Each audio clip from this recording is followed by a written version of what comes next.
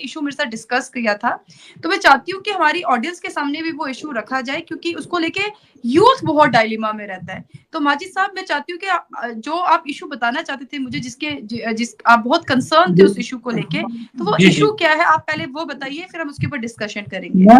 सबसे पहले तो 2 दिन पहले हमारे जो कश्मीर के एमएलए हैं वाहिद पर्रा, जो कि पीडीपी के यूथ स्टेट प्रेसिडेंट भी हैं, उन्होंने एक प्रेस कॉन्फ्रेंस की और प्रेस कॉन्फ्रेंस में ये कहा कि 80% पॉपुलेशन को 20% रिजर्वेशन का बेनिफिट मिल रहा है और 20 को 80 मिल रहा है।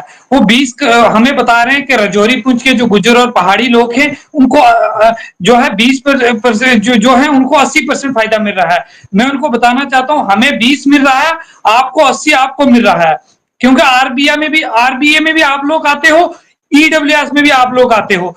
वो जो एक कॉन्स्टिट्यूशन का हमें क्राइटेरिया बता रहे हैं कि जितनी आबादी है जी उतनी रिजर्वेशन मिली है, अगर वो हिसाब होता तो ओबीसी की आबादी जो है हिंदुस्तान में 52% है, उनको रिजर्वेशन 52 मिलती, उनको रिजर्वेशन 27% है। मैं ये वाहिद पर्रा जी को कहना चाहता हूं, ये थोड़ी अपनी कंसेप्चुअल क्लैरिटी को ठीक कीजिए, और कॉन्स्टिट्यूशन ने हमें जो ये राइट एसटी स्टेटस दिया है, हमारी जो एसटी की स्ट्रगल थी वो उसको कह रहे हैं कि इलेक्टोरल बेनिफिट के लिए ओवरनाइट स्ट्रगल थी। मैं वाहिद पर्रा जी से कहना चाहता हूं, ये ओवरनाइट स्ट्रगल नहीं है, जितनी आपकी एज नहीं है उससे भी ज्यादा ये स्ट्रगल है, 40 साल की ये स्ट्रगल है। उसके बाद जब सेंट्रल गवर्नमेंट ने देखा कि हमारे राजौरी पुंछ के जो पहाड़ी लोग हैं उनके साथ हिस्टोरिकल डिस्क्रिमिनेशन किया गया है, उस बेसिस पे हमें एसटी का स्टेटस मिला है। उसके बाद उन्होंने एक और बात कही कि जो इनकम्पिटेंट लोग हैं, यानी कि पीर पंजाल के जो एडमिनिस्ट्रेटिव में आ जाते हैं, हमारे गुज्जर भाई को 10, 7, 8 आईएएस अफसर आए हैं, तो वो उनसे बर्दाश्त नहीं हो रहे, उनको इनकम्पिटेंट कह रहे हैं ये वाहिद पर्रा साहब। मैं उनको ये कहना चाहता हूं कि हमारे लोग जो हैं, हमें जो एसटी का स्टेटस मिला है, हमारे लोग इनकम्पिटेंट नहीं है। आप जो ये रेसिस्ट रिमार्क हम लोगों को दे रहे हैं, एसटी एससी एट्रोसिटी एक्ट के तहत मैं जम्मू कश्मीर के डीजीपी साहब से ये कहना चाहता हूं, उनके खिलाफ मुकदमा दायर करके कानूनी कार्रवाई की जाए। ये हमारे लोगों के खिलाफ जो है एक जो है गलत मफरूजा फैलाकर, एक गलत जो है कंसेप्चुअल क्लैरिटी जो है कश्मीर के नौजवानों को देकर, तो उनको जो है पहाड़ी और गुजरों के खिलाफ मोबिलाइज करने की कोशिश वाहिद पर्रा की मैं नाकाम करके रहूंगा। वो ये सोचता है कि गलत कंसेप्ट लोगों को बताऊंगा और लोग जो है बहकावे में आएंगे। अगर हम हमारे जैसे नौजवान जब तक यहाँ हैं तब तक वाहिद पर्रा जैसे लीडरों को एक्सपोज करते रहेंगे। ये जो भी आप वाहिद पर्रा से मैं ये पूछूंगा, जब पीडीपी की सरकार थी 300 से 400 आपने और डोर एंट्री की हैं जम्मू कश्मीर बैंक में, वो मुलाजिम कहां पे लगे? वो तो कश्मीर के उठाकर आप लोगों ने लगवा दिए। एक तरफ पीर पंजाल के सोत में आपको मैं यहाँ पे थोड़ा सा sorry to interrupt you here, हम एक्चुअली में इसको कन्फाइंड रखते हैं एसटी स्टेटस पे ही, क्योंकि फिर बहुत से इश्यूज जो है उनको डिस्कस करना पड़ेगा और टाइम नहीं है हमारे पास उतना। आपकी बात का सबसे पहले मैं ये जवाब देना चाहती हूँ। आपने सबसे पहले ये बोला कि जो वाहिद पर्रा साहब हैं उन्होंने एसटी स्टेटस के बारे में बात किया और उन्होंने कहा कि ये जो एसटी स्टेटस जो मिला है वो एक पॉलिटिकल मोटिव था एसटी स्टेटस देने के लिए। तो एग्जैक्टली तो सबसे पहले तो बात ये है कि एसटी स्टेटस की ये जो मूवमेंट है ये बहुत पुरानी मूवमेंट है। सबसे पहली बात तो ये है। दूसरा ये कि एसटी स्टेटस राइट, और ये एसटी स्टेटस सिर्फ पहाड़ी को नहीं मिला है, ये बात उनको ध्यान में रखना चाहिए। इसके साथ और भी बहुत से ट्राइबल ग्रुप्स थे जिनको इसमें ऐड किया गया है। इसमें गद्दा ब्राह्मण से, इसमें कोली से, इसमें बहुत से और भी जो लोग हैं वो इसमें इन्वॉल्व हैं। लेकिन अनफॉर्चुनेटली जब भी कोई पॉलिटिकल पार्टी या फिर कोई पॉलिटिकल लीडर बात करता है तो वो सिर्फ पहाड़ी की बात करता है। ये बहुत अनफॉर्चुनेट है सबसे पहले। और दूसरी बात ये कि एसटी स्टेटस जो है जब वो दिया जाता है तो उसके पीछे बहुत सी स्टडीज की जाती है। उसके ये एक कॉन्स्टिट्यूशनल तरीके से जो है वो दिया जाता है। तो इसमें क्वेश्चन अराइज करना मुझे सही नहीं लगता और मुझे लगता है कि उनके पास ये वाहिद पर्रा एक जो है गलत कंसेप्ट जो है कश्मीरी नौजवानों को मोबिलाइज कर रहा है, उनको इमोशन कर रहा है। मैं उनको रोकने के लिए ये कहता हूं कि गलत कंसेप्ट जो है नहीं दिया जाए सोसाइटी में, लोगों के बीच एक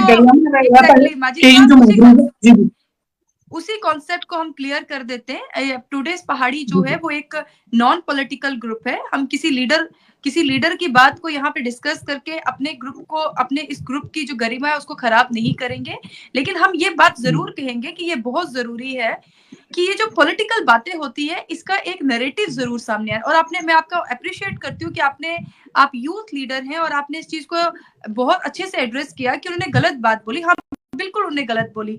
सबसे पहले तो ये कि ये कॉन्स्टिट्यूशनल स्टेटस हमें मिला है और इसके पीछे बहुत सी स्टडीज है, बहुत सी रिपोर्ट्स हैं और बहुत सी कॉन्स्टिट्यूशनल जो है वो अमेंडमेंट्स के थ्रू हमें ये चीजें मिली हैं।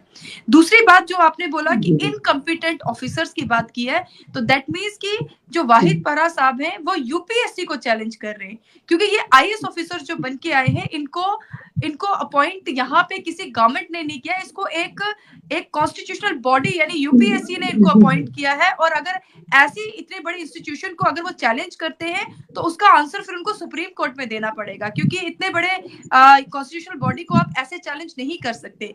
तो दैट मीन्स जो वाहिद परा साहब है वो ये बताना चाहते हैं कि यूपीएससी ने इतने इनकम्पिटेंट लोगों को जो है वो अपॉइंट किया है। तो ये बहुत इस पूरी स्टेटमेंट को ही मैं खारिज करती हूँ और इस पूरी स्टेटमेंट को हम कंडेम करते हैं कि बहुत गलत बात उन्होंने बोली है। और बिल्कुल इनाम शायद कुछ बोलना चाहते हैं, फिर माजिद साहब आपके पास वापस आऊंगी। इनाम, आप कुछ बोलना चाहते हैं? एक्चुअली मुझे लगता है कि हमें यहाँ पे किसी पॉलिटिकल लीडर्स को डिस्कस करने के बजाय हमें उनको ये बताना चाहिए कि आप एक काम करें, आप थ्रू कॉन्स्टिट्यूशन आप चले जाएं, आपको जहां पे भी जाना है आप जाएं, उसके खिलाफ लड़ें जो आप चीजें बोल रहे हैं। और इनकॉम्पिटेंट की अगर बात करें तो हमारे पास जितने भी इससे पहले आईएएस ऑफिसर जो गुजर कम्युनिटी से आए हैं उनमें से आप किसको इनकॉम्पिटेंट बोलेंगे? आप शाहिद इकबाल चौधरी को इनकॉम्पिटेंट बोलेंगे, आप एजाज असद को इनकॉम्पिटेंट बोलेंगे, आप बशीर चौधरी साहब को आप इनकॉम्पिटेंट बोलेंगे, या फिर हमारे और भी बड़े शबीर चौधरी हैं जो अलीगढ़ मुस्लिम यूनिवर्सिटी में जेर तालीम थे, उसको इनकॉम्पिटेंट बोलेंगे या और किसी को बोलेंगे? ये उनको जो है ये उनके गलत रिमार्क्स हैं जो उनको नहीं करने चाहिए एज अ यूथ लीडर। हम उनको एक अच्छे वे में देखते हैं, वहीद परा साहब को जो एक अच्छे पॉलिटिकल लीडर्स हैं, हम उनको बुरा भला नहीं कहेंगे। अलबत्ता उनको पहले स्टडी कर लेनी चाहिए कोई भी बात बोलने से पहले, और उसके बाद कोई भी स्टेटमेंट देनी चाहिए। एक तो वो पॉलिटिकल लीडर है और दूसरी बात यह है कि मुझे लगता है जहां तक कि अब वहीद परा जो है वो पीडीपी के एक बहुत बड़े महबूबा मुफ्ती के राइट हैंड है, तो वो अपनी पार्टी को रिप्रेजेंट कर रहे हैं। उनको ये सोच के चलना चाहिए कि आपने इलेक्शन सिर्फ 2024 में लड़ा। एक मिनट मुफ्ती को भी जी जी जी जी जी महबूबा मुफ्ती को ये सोचना चाहिए, खुला छोड़ा हुआ है। महबूबा मुफ्ती को पार्लियामेंट इलेक्शन में पहाड़ियों ने वोट दिए थे कि कश्मीरियों ने भी नहीं दिए थे।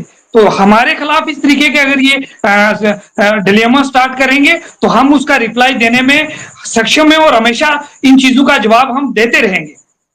बिल्कुल माजिद खान साहब, मैं आपको एक बात बताना चाहती हूँ कि इनकी एक ये इंडिविजुअल स्टेटमेंट भी हो सकता है पार्टी उससे जो है वो इत्तेफाक ना नहीं है। ये चीज क्लियर है कि महबूबा मुफ्ती एक टाइम से पहले महबूबा मुफ्ती ने ये पहले ही क्लियर कर दिया था। एक स्टेटमेंट जब वहीद परा ने बिफोर इलेक्शन दिया था तब भी उसने बोला था कि ये उसकी इंडिविजुअल स्टेटमेंट है, ये हमारी पार्टी की स्टेटमेंट नहीं है। लेकिन हम ये इस प्लेटफॉर्म के थ्रू महबूबा मुफ्ती साहिबा को भी ये बता दें कि आपने 2019 में इलेक्शन नहीं लड़ा, मतलब सॉरी 2024 में इलेक्शन नहीं लड़ना था, आपने 2029 में भी और 30 में भी इलेक्शन लड़ना है। इसके बाद भी इलेक्शन आएंगे जाएंगे, लेकिन ये आपकी स्टेटमेंट जो है ये कहीं ना कहीं आपको नीचे लेके डाउनफॉल आपका करेंगी। जैसे आपकी टॉफी वाला स्टेटमेंट आया था, आज तक वो टॉफी वाला स्टेटमेंट आज असेंबली इलेक्शन में जब असेंबली आज हुई है 10 साल के बाद, उसमें भी वहां पे महराज मलिक ने उनको बोला कि आप टॉफी वाले चले जाइए, आगे जाकर बात कीजिए। तो ये स्टेटमेंट एक ऐसे, कुछ स्टेटमेंट ऐसे होते हैं जो आपको लॉन्ग टर्म में बहुत बेनिफिट्स नहीं देते हैं, उनका डाउनफॉल ही होता है। तो इसलिए हम उनको डिस्कस करने के बजाय मुझे लगता है कि उन तक ये हम संदेश पहुंचा देते हैं कि आप अपनी जो भी बात बोले पहले एक अच्छी स्टडी कर लें, उसके बाद आप किसी को इनकम्पिटेंट बोलना या कैपेबल बोलना, ये आपकी मुझे लगता है कि ये चीजें अच्छी नहीं है सोसाइटी के लिए और कम्युनिटी के लिए। बिल्कुल सही बात है कि आज हमारी पूरी यूटी ने बहुत स्ट्रगल देखा है, क्योंकि जम्मू कश्मीर एक ऐसा एरिया है जिसने हर तरीके की प्रॉब्लम्स जो है वो सही है, चाहे वो बॉर्डर्स की प्रॉब्लम हो, चाहे टेररिज्म की प्रॉब्लम हो, चाहे अनएम्प्लॉयमेंट की प्रॉब्लम हो, और इनफैक्ट हम स्टेट से यूटी बन गए। इससे बड़ी प्रॉब्लम तो शायद मुझे नहीं लगता कि कभी कोई स्टेट सह भी सकती है जो हमने सहा है। तो जो हमारी लोकल पार्टीज हैं उनसे हमारी ये जो हमारा जो टुडेज पहाड़ी ग्रुप का जो एक मोटिव था आज का ये जो वेबिनार करवाने का, वो यही था कि एक तो यूथ की प्रॉब्लम्स को एड्रेस किया जाए, प्लस जो हमारी आज की जो पॉलिटिकल पार्टीज, खासकर जो पार्टीज हमारी लोकल पार्टीज हैं, जो हमारी अपनी स्टेट की जब हमारी स्टेट थी जो पार्टीज बनी थी, वो हमारे फैक्टर्स को और वो हमारी प्रॉब्लम्स को बहुत अच्छे से अंडरस्टैंड करती है, क्योंकि उन्होंने खुद भी ये सब चीजें फेस की हैं।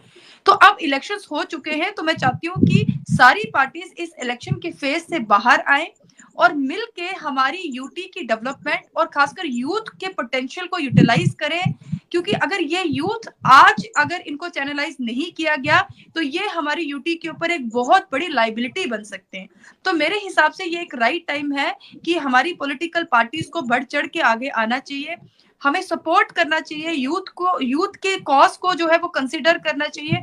और खासकर मेरी सबसे पहले तो रिक्वेस्ट हमारी जो गवर्नमेंट बनी है, यानी एनसी गवर्नमेंट बनी है, उन्हीं से रहेगी कि आपने इलेक्शन तो जीत लिया, लेकिन इस इलेक्शन जीतने के बाद बहुत से चैलेंजेस हैं जिनको अभी आपको फेस करना है, और उसमें सबसे बड़ा चैलेंज जो है वो है यूथ, क्योंकि यूथ की एनर्जी को चैनलाइज करना, यूथ के पोटेंशियल को सही तरीके से यूटिलाइज करना, यूथ के जो प्रॉब्लम्स है उन्हें एड्रेस करना, और प्लस ये जो ड्रग मीनेंस है जो एक बहुत इंपॉर्टेंट फैक्टर बन चुका है, जो इसका बहुत प्रोफाउंड इम्पैक्ट हमारी सोसाइटी पे पड़ रहा है, उससे यूथ को बाहर लाना, ये सब चीजें जो है ये करने की जो अभी जो रिस्पॉन्सिबिलिटी है वो एग्जिस्टिंग गवर्नमेंट पे है।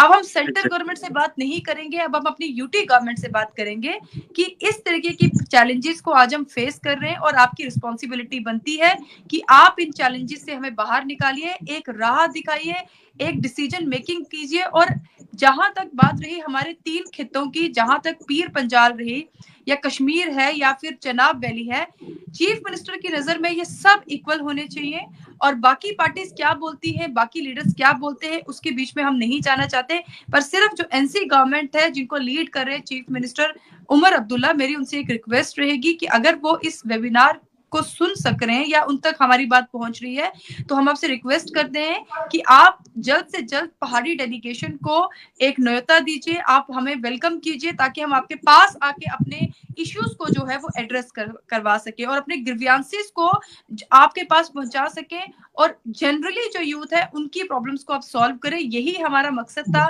आज के वेबिनार का। Thank you so much Majid साहब कि आपने चंडीगढ़ में बैठे हैं और आप बहुत बिजी और वहां से आपने हमें ज्वाइन किया। इनाम थैंक्स अ लॉट कि आपने हमें ज्वाइन किया, क्योंकि आपका बहुत बिजी शेड्यूल था, आपकी क्लासेस भी थी, और वकार साहब को जिन्होंने करना से आज उनकी बहुत सी मीटिंग्स थी, फिर भी उन्होंने हमें ज्वाइन किया, और कुछ उड़ी से हमें ज्वाइन करा था वो नहीं कर पाए बिकॉज ऑफ टेक्निकल ग्लिचेस की वजह से। तो मैं चाहती हूँ कि इस वेबिनार का एक अच्छा इम्पैक्ट जो है वो हमारी सोसाइटी में पड़े, और यूथ जो है जो एक इम्पोर्टेंट रोल प्ले कर रहा है, क्योंकि स्वामी विवेकानंदा ने एक कोट कहा था कि my faith is in the younger generation, the modern generation. तो इसीलिए इस चीज को अंडरस्टैंड कीजिए और यूथ को जो है वो प्रॉपर वे में चैनलाइज कीजिए। Thank you so much for joining us, और मैं अपने ऑडियंस को भी I am very thankful to our audience की जो इतना टाइम हमारे लिए देते हैं, और इस कॉन्वर्सेशन को, इस कॉन्क्लेव को, यूथ कॉन्क्लेव को हम आगे भी लेके जाएंगे और इसी तरीके के इश्यूज को हम एड्रेस करते रहेंगे। Thank you so much for joining today's Pahadi's platform. Good night, शब बखैर। Thank you ma'am, thank you.